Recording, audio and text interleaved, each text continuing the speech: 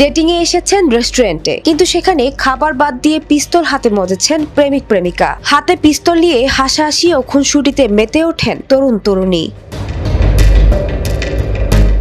এমনই একটি ভিডিও সামাজিক মাধ্যমে ছড়িয়ে পড়ে। ভিডিওতে দেখা গেছে সামনে খিচুড়ি প্লেট, কিন্তু সেই খাবারের দিকে যেন তাদের নজর নেই। তারা হাতে পিস্তল নিয়ে খুনসুটিতে মেতে উঠেছেন।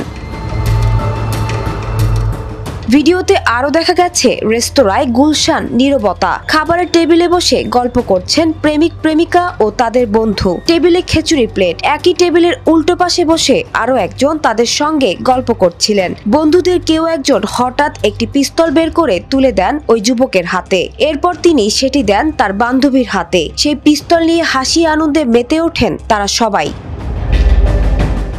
এই ঘটনাটি ঘটেছে ৭ আগস্ট গাজীপুরের শ্রীপুরের মাওনা চৌরাস্তা এলাকায় একটি রেস্টুরেন্টে, যেখানে খেতে গিয়ে হাতে পিস্তল নিয়ে প্রেমিকের সাথে খুনসুটিতে মেতে উঠেন তরুণী। পিস্তল হাতে পেয়ে ওই তরুণী এতটাই আনন্দ পেয়েছেন যে মজা করে একবার তাক করছেন তার বন্ধুর দিকে, আরো একবার টেবিলের উল্টো পাশের ব্যক্তির দিকে। এ সময় সবাই হাসতে থাকেন, চলতে থাকে তাদের খুনসুটি।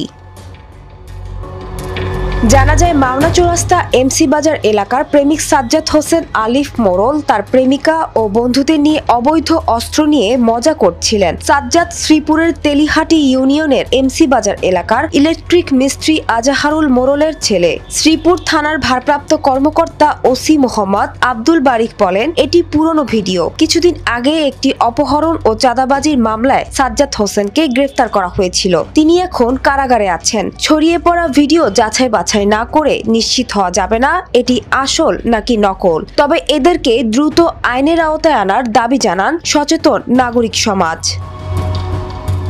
নিউজ ডেস্ক, জনতার টিভি।